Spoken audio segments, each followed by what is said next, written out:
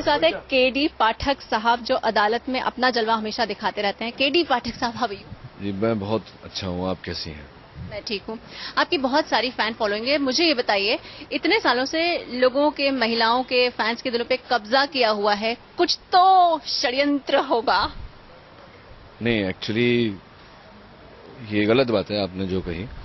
मैंने किसी के दिल पे कब्जा नहीं किया हुआ है, उन्होंने मुझे अपना दिल दिया है, मैंने उनका दिल संभाल के रखा है। योर ऑनर, रात तो अमावस्या की नहीं थी, किंतु मेरे सहायकों ने, वरुण और समन ने वो भूतिया पतंग देखी थी। इस बात का आपके पास कोई प्रूफ है? दुर्भाग्यवश इस बात का कोई साक्ष्य नहीं है योर ऑनर, किंतु संभवतः हत्या का औजार, ये वायर वहां से प्राप्त हुआ है। इतने पूरे लंबे करियर सफर में बहुत सारे अलग अलग रोल्स निभाए हैं। केडी पाठक तो लेटेस्ट जो लोगों को लुभा रहा है। कभी उस समय ये सोचा था कि इतना लंबा करियर है मेरा, या मुझे इतना लंबा जाना है? मेरे जीवन में बहुत सारे उथल पुथल आए हैं, तो मैं वही एक्टर हूं जिसकी डेब्यू फिल्म सिल्वर जुबली हुई थी 7-8 अलग प्रांतों में, जान तेरे नाम। जान तेरे नाम। और जिसके बाद तो मुझे स्टार बन जाना चाहिए था, क्योंकि यही होता था, आपकी पिक्चर सिल्वर जुबली होती थी तो आप स्टार बन जाते थे।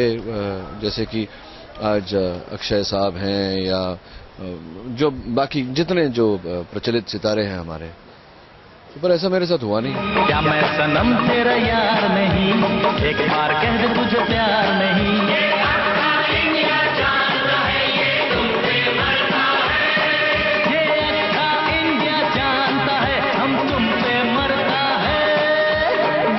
चीज है जानम अपनी, जान तेरे नाम करता है। तो सिल्वर जुबली फिल्म देने के बाद में मैं 4-5 साल भूखा रहा, काम ही नहीं था मेरे पास। उसके बाद टीवी का काम मिला।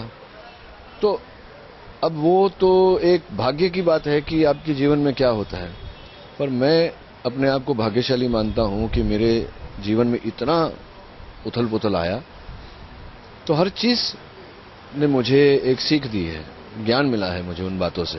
साथ ही मैं ये जानना चाहूंगी, आपकी खुद की एक सुरक्षा एजेंसी है, रक्षा एजेंसी है, वो उस बारे में थोड़ा बताएंगे, वो क्या है, कैसे काम करते हैं? ये उसी समय इस व्यवसाय का प्रारंभ किया था मैंने, जब और कोई काम नहीं था मेरे पास और मेरे जेब में ढेला भी नहीं था, तो कुछ तो करना था सर्वाइवल के लिए।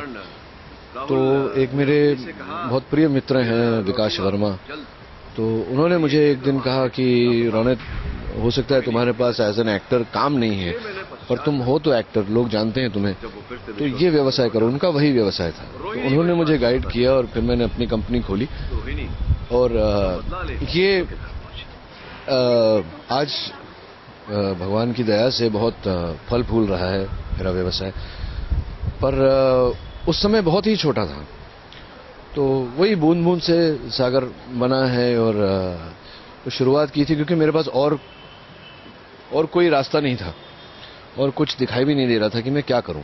कुछ मुफलिसी के वो दिन इतने डिफिकल्ट थे आपके लिए? हाँ, डिफिकल्ट तो बहुत थे। कई दिन ऐसे होते थे जब मैं मम्मी के घर जाता था खाना खाने, तो पैदल जाता था क्योंकि रिक्शा के पैसे नहीं होते थे। तो कभी कभी ऐसा लगता था कि अब कौन इतना दूर जाएगा पैदल और फिर खाना खा करके वापस आएगा, तो वापस आते आते हजम भी हो जाता था खाना। तो मैं, हमारे यहाँ जो महाराष्ट्र के फेमस जो पाव है, वो 2 पाव लेकर के, सबसे सस्ता तो पाव ही आता था, तो पाव को पानी में डुबो दो था तो वो फूल जाता था पाव। तो नहीं, आप ऐसे मत देखिए मुझे, आप मेरे लिए बहुत चौंकने वाली बात है। आप डाइटिंग कर रही हैं तो ये ट्राई करिए, ये पूरा पेट अच्छा खासा भर जाता है।